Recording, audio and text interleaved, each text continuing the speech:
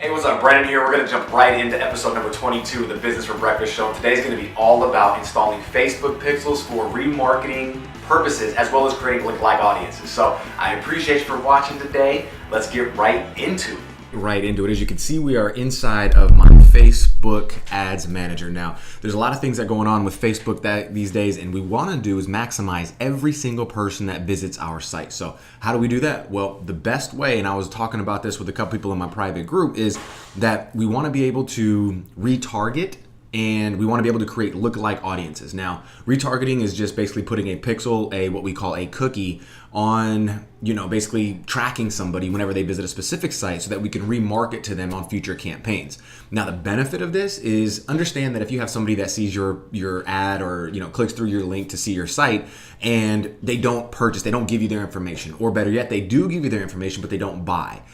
There's many different ways that we can go ahead and still retarget or remarket to those same people. Now, the reason why this is another reason why it's so beneficial is because imagine you being that consumer.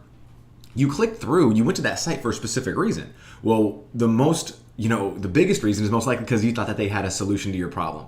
And what happens is maybe they didn't form it in the right way. Maybe it wasn't crafted with the right message. Maybe it was something where you thought you were going to get something and then it took you to something else. And so what we want to do is be able to remarket to those people in a way that can then attract them to purchase and become a buyer.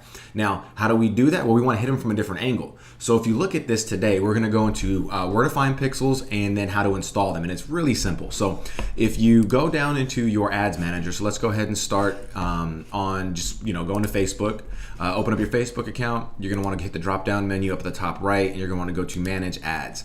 When you manage ads, you want to go to the ads manager that you are the account that you're public or that you're in charge of. I'm in charge of several accounts. This is one of the accounts that we run.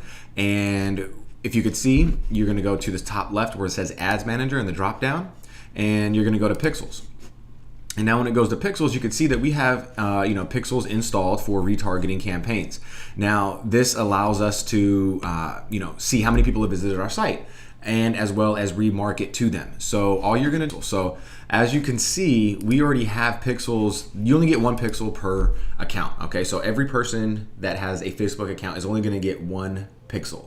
When you create that pixel, which is just going to be done by going to create pixel. So if you've never created a pixel before, then you can, your graph is going to be blank and it's going to say create pixel. Once you create that pixel, it's just going to give you a code. That code is going to look similar to this. Okay, this big thing right here full of these numbers and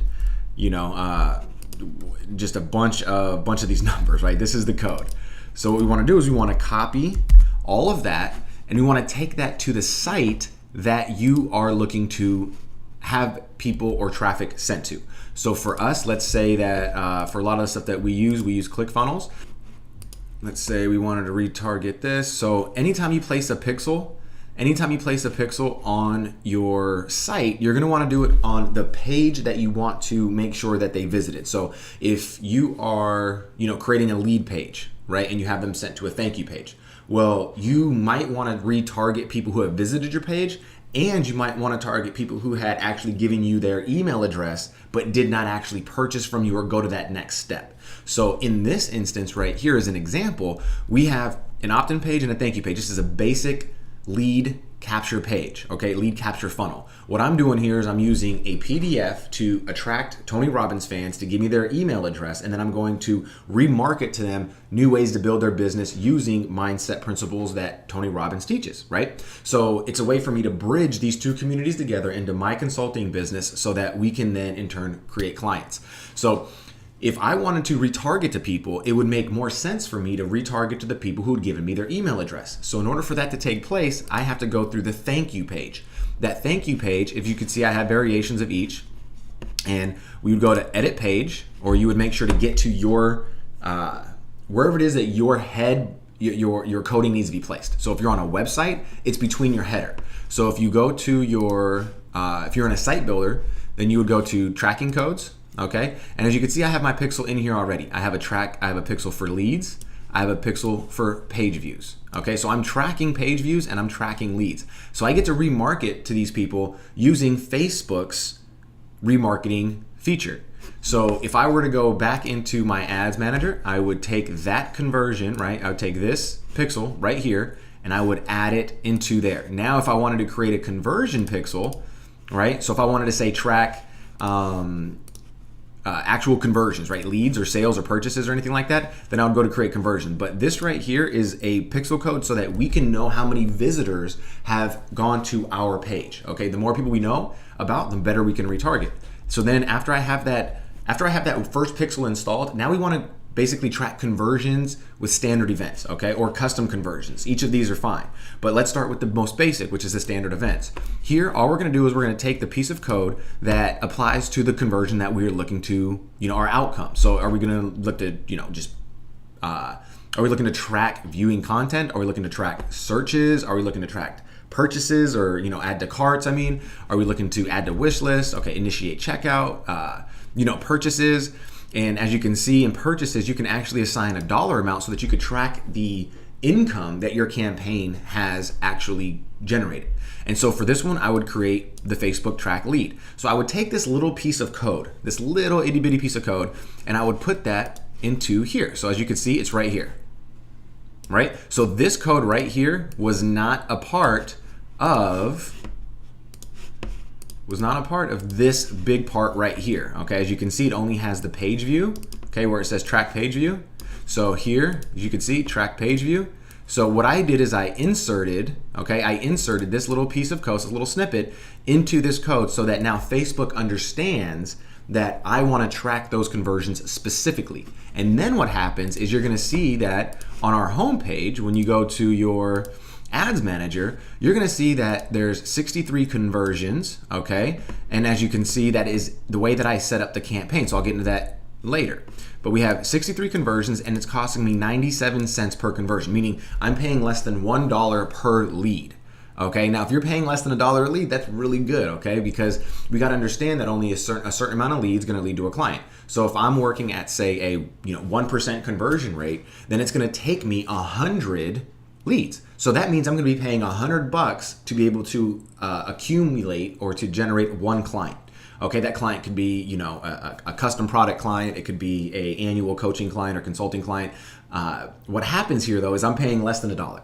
Okay, so if you would like to pay less than $1 for a lead, you got to be able to know your numbers. You have to know that, okay, well, if I have a product for 500 and I want to make, 3 or 4 times my money and I'm converting at 1%, then I don't want to spend more than $1.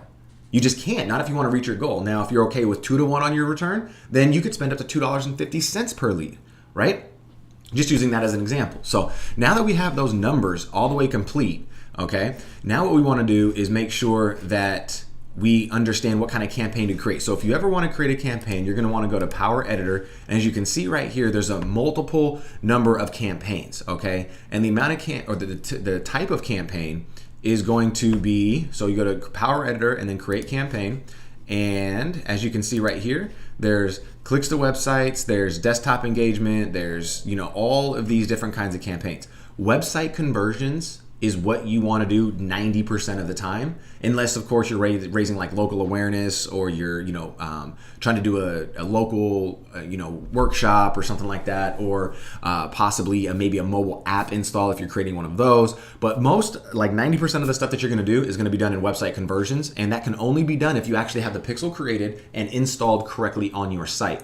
So whenever you get to the campaign builder, then here it is right here. You want to go to website conversions. The other campaign that I love to use is lead generation. Well, in order to run this one, you have to have a privacy policy and disclaimer on your lead page. If you don't have that, you cannot use that campaign. So there's certain things that you have to have before you can do that one. And that's why 90% of the stuff that you're going to do is going to be website conversions. But lead generation, so you know the difference between the two, is that lead generation is going to allow the user who's on Facebook to, the moment that they click through your ad, it's going to automatically populate their information into your lead page so that the user, the prospect, does not have to actually type in their name and email. It just gives you a Facebook verified email, so you know for a fact that it's going to be a real email, plus you know that it's going to have their real name in it. So it makes it real easy for personalizing emails on the back end when you're going to send out your your dynamic follow-up. So here are the two that you would focus on right out the gate: lead generation generation website conversions. Install the pixel correctly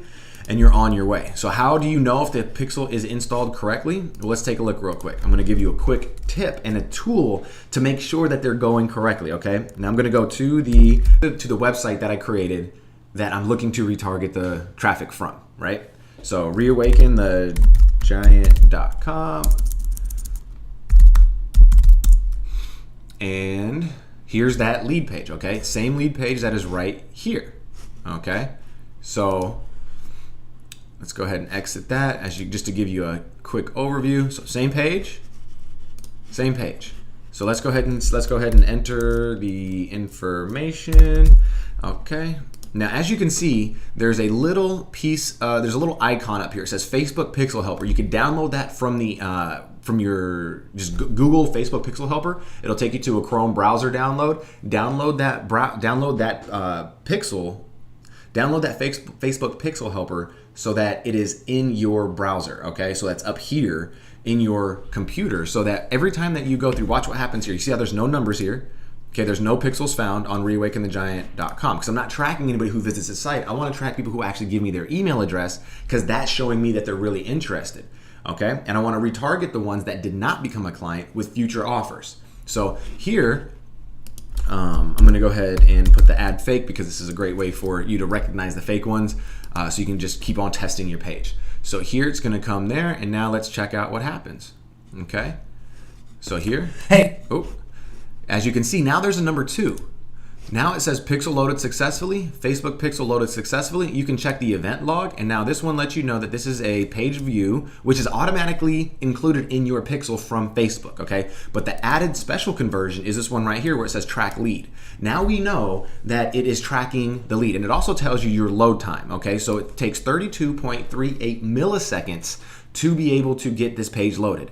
You want to have it as fast as possible. If you're working in the 1s to 2s to 3 seconds, you're going to lose people out the gate. They're not going to wait for it to load. They're very impatient. So make sure your load time is good. Make sure your Facebook pixel is installed correctly, and you're going to be on your way to making a lot more money from your retargeting campaigns. So that's how you get it done real quick. So if you have any questions about this, go ahead and rewatch this video, comment below, or you can also go ahead and visit brandonnorthwick.com, schedule your free session with me personally. We'll go ahead and take care of it with you there. So I appreciate you for taking time out and watching this today. There's no reason why you can't go out there and get your Facebook pixel created inside of Facebook, put the custom conversion into the code, add that to your site, whatever one you're looking to track, and then being able to test and make sure it's installed correctly. Once that happens, then you can go ahead and start to retarget and make lookalike audiences, which I'll go into in future videos. So I appreciate you for watching, and I'll see you on the next one.